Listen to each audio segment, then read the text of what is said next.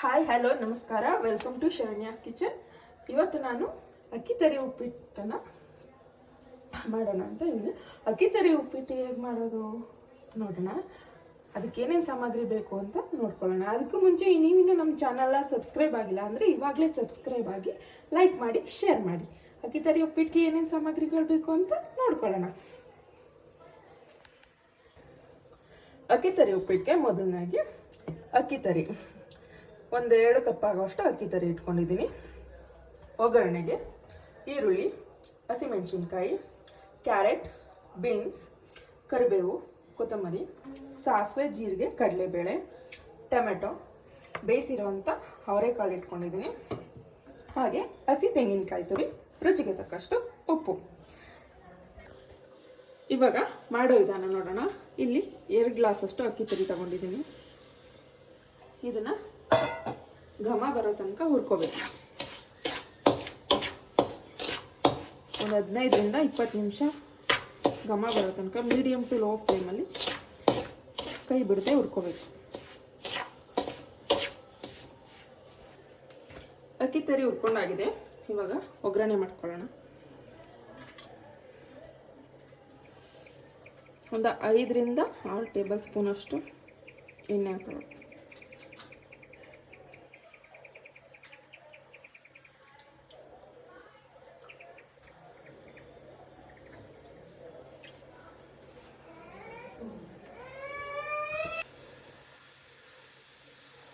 ಎಣ್ಣೆ ಕಾದಿದೆ. 1 ಸ್ಪೂನ್ ಅಷ್ಟು ಜೀರಿಗೆ,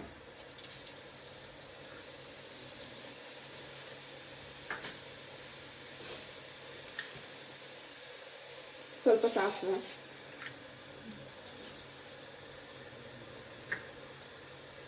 ಹಾಗೆ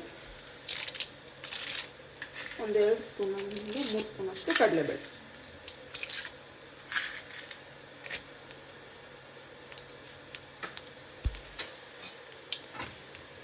ಇಷ್ಟು ಹಾಕಿ ಕಡಲೆಬೇಳೆ ಲೈಟಾಗಿ ಕಲರ್ ಚೇಂಜ್ ಆಗೋದಂತ ಫ್ರೈ ಮಾಡ್ಕೊಬೇಕು.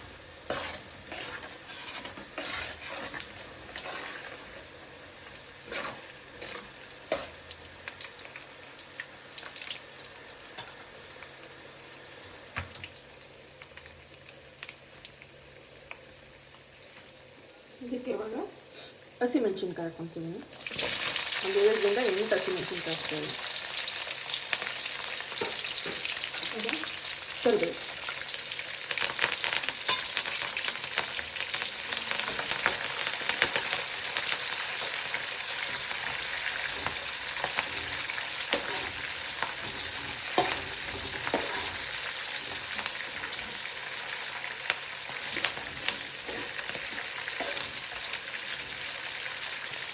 ಈರುಳ್ಳಿ ಹಾಕೊಳ್ಳೋಣ. ನಾನಿಲ್ಲಿ 3 ಈರುಳ್ಳಿ ತಗೊಂಡಿದ್ದೀನಿ.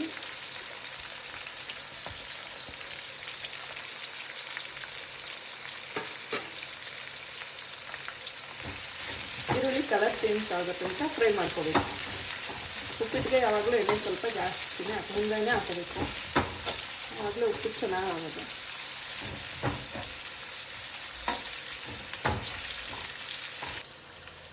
ನೋಡಿ, ಈರುಳ್ಳಿ ಕಲರ್ ಚೇಂಜ್ ಆಗಿದೆ, ಚೆನ್ನಾಗಿ ಫ್ರೈ ಆಗಿದೆ. ಇವಾಗ ಇದಕ್ಕೆ ವೆಜಿಟೇಬಲ್ಸ್ ಆ್ಯಡ್ ಮಾಡ್ಕೊಳ್ಳೋಣ. ನಾನು ಕ್ಯಾರೆಟ್, ಬೀನ್ಸ್ ತಗೊಂಡಿದ್ದೀನಿ.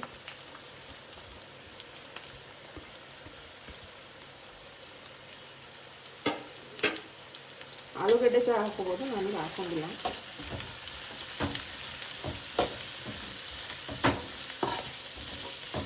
ತರಕಾರಿ ಎಲ್ಲ 1-2 ನಿಮಿಷ ಫ್ರೈ ಮಾಡ್ಕೊಳ್ಳೋಣ. ತರಕಾರಿನ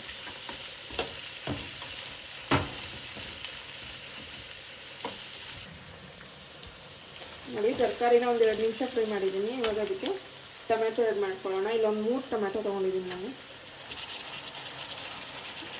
ಟೊಮೆಟೊ ಇಷ್ಟ ಇಲ್ಲ ಅನ್ನೋರು ನಿಂಬೆ ರಸ ಕೂಡ ಹಾಕೋಬೋದು. ಅಷ್ಟಲ್ಲಿ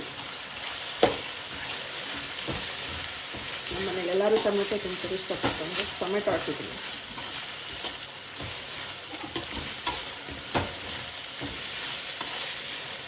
ಇವಾಗ ಅದಕ್ಕೆ ಬೇಯಿಸಿರುವಂಥ ಅವರೆಕಾಳು ಸೇರಿಸ್ಕೊಬೋಣ.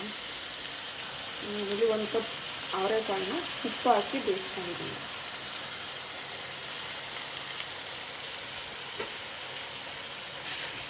ಅವರೆಕಾಳು ಸೀಸನ್ ಆಗಿರೋದ್ರಿಂದ ಅವರೆಕಾಳು ಸ್ಪೆಷಲ್ ಏನೇನಿದೆ ಅದನ್ನು ಅದೇ ಮಾಡ್ತಾಯಿದ್ದೀವಿ.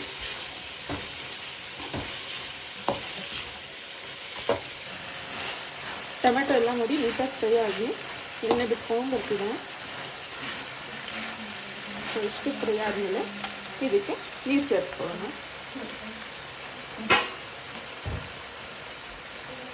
ಅಕ್ಕಿ ತರಿ ಉಪ್ಪಿಟ್ಟಾಗಿರೋದ್ರಿಂದ ಅಕ್ಕಿ ತರಿ ಸ್ವಲ್ಪ ಜಾಸ್ತಿ ನೀರು ಇರ್ತಿತ್ತೆ.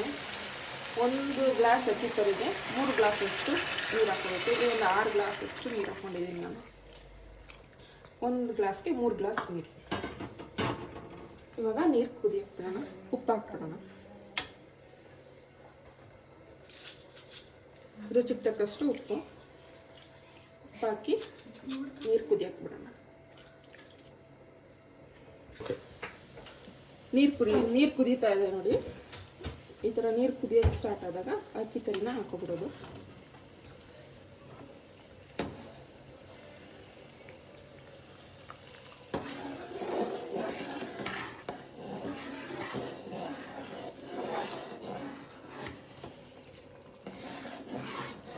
ಅಕ್ಕಿ ತರಿ ಬೇಯೋದಕ್ಕೆ ಸ್ವಲ್ಪ ಟೈಮ್ ತಗೊಳುತ್ತೆ. ತೆಳುವಾಯಿತು ಅಂತ ಅನ್ಕೋಬಿಡಿ, ಕರೆಕ್ಟ್ ಆಗುತ್ತೆ ಮೆಜರ್ಮೆಂಟ್.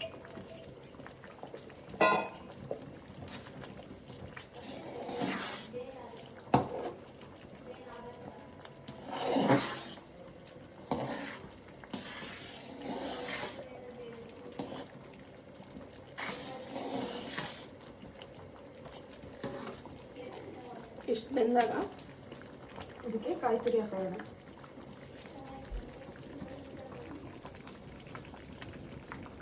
ಒಂದು 2 ಹಿಡಿ ಆಗೋಷ್ಟು ಕಾಯಿ ತುರಿ ಹಾಕೊತಿದ್ದೀನಿ. ಹಸಿ ತೆಂಗಿನಕಾಯಿ ತುರಿ ಇದೆ.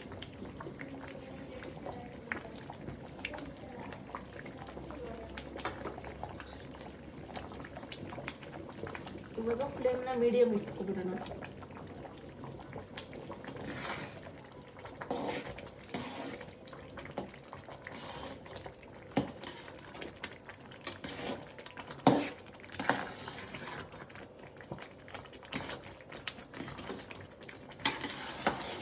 ಅಕ್ಕಿ ತರಿ ಇವಾಗ ಇದಕ್ಕೆ ಲಾಸ್ಟಲ್ಲಿ ಕೊತ್ತಂಬರಿ ಸೊಪ್ಪು ಹಾಕ್ಕೊಬಿಡೋಣ.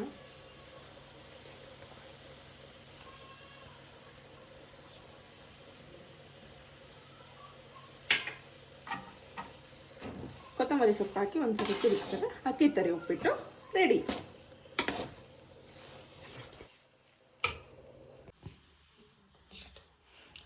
ಅಕ್ಕಿ ತರಿ ಉಪ್ಪಿಟ್ಟು ರೆಡಿಯಾಗಿದೆ ನೋಡಿ. ಎಷ್ಟು ಚೆನ್ನಾಗಿ ಬಂದಿದೆ. ಯಾವಾಗಲೂ ಒಂದೇ ಥರ ರವೆನಲ್ಲಿ ಉಪ್ಪಿಟ್ಟು ಮಾಡ್ಕೊಂಡು ತಿನ್ನೋಕ್ಕಿಂತ ಈ ಥರ ಅಪರೂಪಕ್ಕೆ ಅಕ್ಕಿ ತರಿಲಿ ಉಪ್ಪಿಟ್ಟು ಮಾಡ್ಕೊಂಡು ತಿನ್ನಿ. ತುಂಬ ಟೇಸ್ಟಿಯಾಗಿರುತ್ತೆ, ಡಿಫ್ರೆಂಟಾಗಿ ಕೂಡ ಇರುತ್ತೆ. ಒಂದೇ ಥರ ತಿಂದು ಬೋರ್ ಆಗಿದೆ ಅಂದಾಗ ಈ ಥರ ಅಕ್ಕಿ ತರಿ ಉಪ್ಪಿಟ್ಟು ಮಾಡ್ಕೊಂಡು ತಿನ್ನಿ, ತುಂಬ ಚೆನ್ನಾಗಿರುತ್ತೆ. ಅಕ್ಕಿ ತರಿ ಮಾಡೋದು ಕೂಡ ಈಸಿ.